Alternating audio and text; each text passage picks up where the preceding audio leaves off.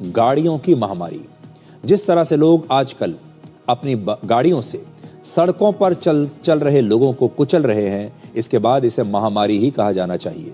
हमारे देश में कानून तोड़ने की सबसे उपयुक्त जगह हमारी सड़कें हैं। आप देश के किसी भी शहर में कुछ ही मिनटों के लिए सड़क के किनारे खड़े हो जाइए और आपको ट्रैफिक नियमों को तोड़ते हुए लोग बड़ी आसानी से दिख जाएंगे। सबसे चिंताजनक बात यह है कि ट्रैफिक नियमों को तोड़ना अब पढ़े लिखे होने से जुड़ा मुद्दा नहीं है, ये शिक्षा से जुड़ा हुआ मुद्दा नहीं है, बल्कि लोगों की आदत में अब ये शामिल हो चुका है, अभी हमारे डीएनए में आ गया है।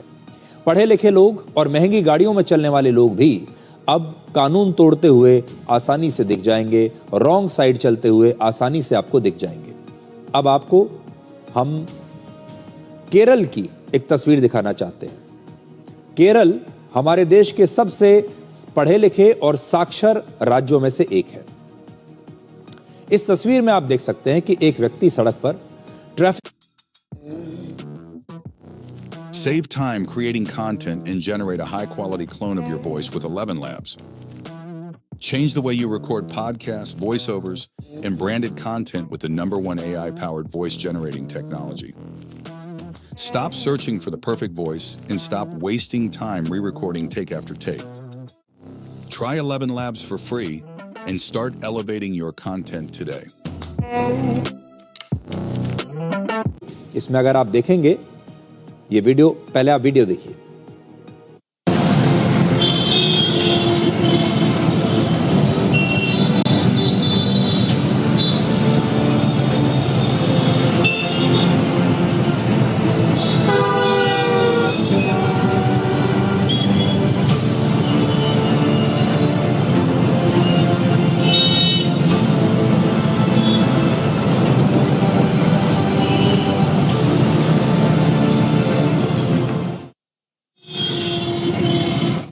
कहना चाहता हूं, अब तक आप ये समझ गए होंगे कि सड़क पर ट्रैफिक जैम लगा हुआ है।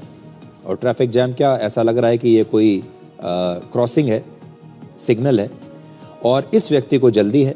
इसने अपनी स्कूटी फुटपाथ पर चढ़ा ली।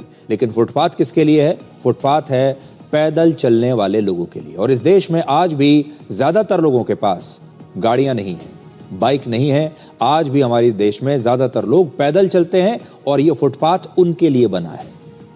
लेकिन इस प्रकार के कुछ लोग हमारे देश की जनता से उसके फुटपाथ छीन लेते हैं।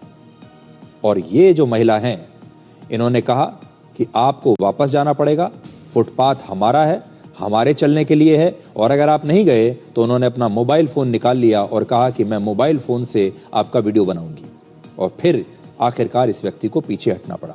मैं भी आज आपसे ये कहना चाहता हूँ, हमारे देश में हर जगह ट्रैफिक पुलिस मौजूद नहीं हो सकती आपको बचाने के लिए। आज आपके हाथ में जो आपका सबसे बड़ा हथियार है वो है ये। असल में ये जो इस प्रकार के लोग चलते हैं, ये अपनी गाड़ियों को अपना हथियार बना लेते हैं और उस हथियार से ये बाकी के लोगों की हत्याएं कर रहे हैं, बाकी के लोगों को घायल कर रहे हैं।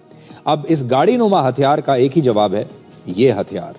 आपको जहां भी इस प्रकार के लोग मिले हैं, आपको अपने इस हथियार का प्रयोग करना चाहिए, इनका वीडियो बनाना चाहिए, इन्हें सार्वजनिक रूप से इनके बारे में लोगों को बताना चाहिए और फिर जो भी ट्रैफिक पुलिस आप जहां पर भी हैं, उस ट्रैफिक पुलिस को टैग कर देना चाहिए ताकि इन लोगों के चालान हो सके।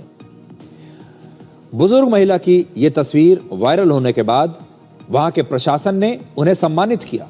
सोचिए, केरल में लिटरेसी रेट यानी साक्षरता की दर 95% है, लेकिन उसके बावजूद वहां के लोगों में, कुछ लोगों में सिविक सेंस नहीं है। अब देखो, केरल की जो पुलिस है वो इस महिला को सम्मानित कर रही है।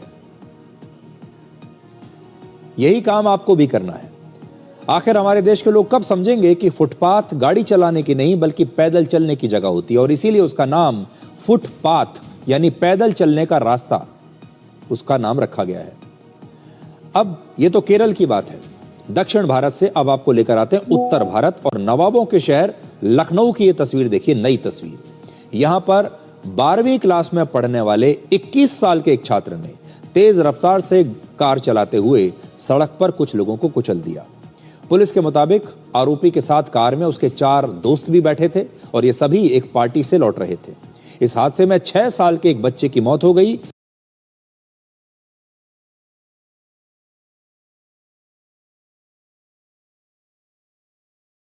और 4 लोग घायल हो गए हैं। अब ये वीडियो भी देखिए।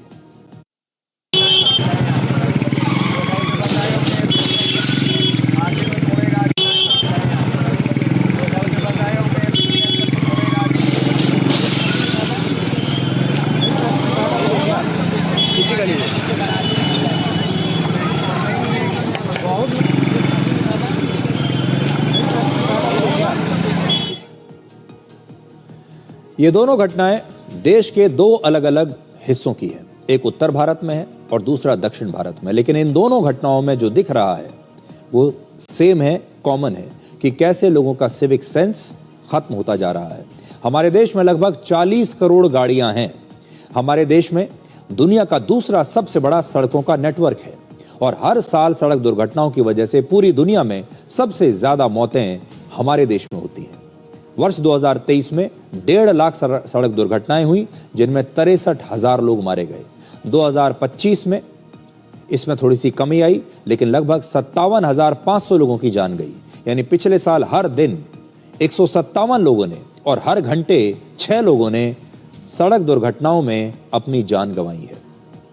आज सड़कों पर बिना नियमों के गाड़ी चलाना एक नया महामारी है, नई महामारी बन गई है। सड़क पर लोग आपस में लड़ने लगते हैं, रोड रेज की घटनाएं हो रही हैं और अपनी गाड़ियों को अब लोग हथियार की तरह इस्तेमाल कर रहे हैं। सड़क पर स्टंट करते हैं। जब देखिए गाड़ियों का इस्तेमाल देखिए,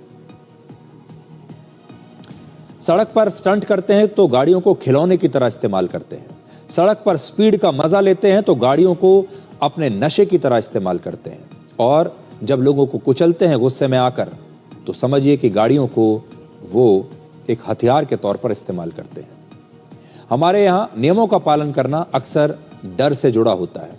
कैमरा है तो गाड़ी की स्पीड कम रखेंगे और पुलिस अगर सामने खड़ी है तो हेलमेट पहनेंगे, सीट बेल्ट लगाएंगे, सिर्फ चालान से बचने के लिए।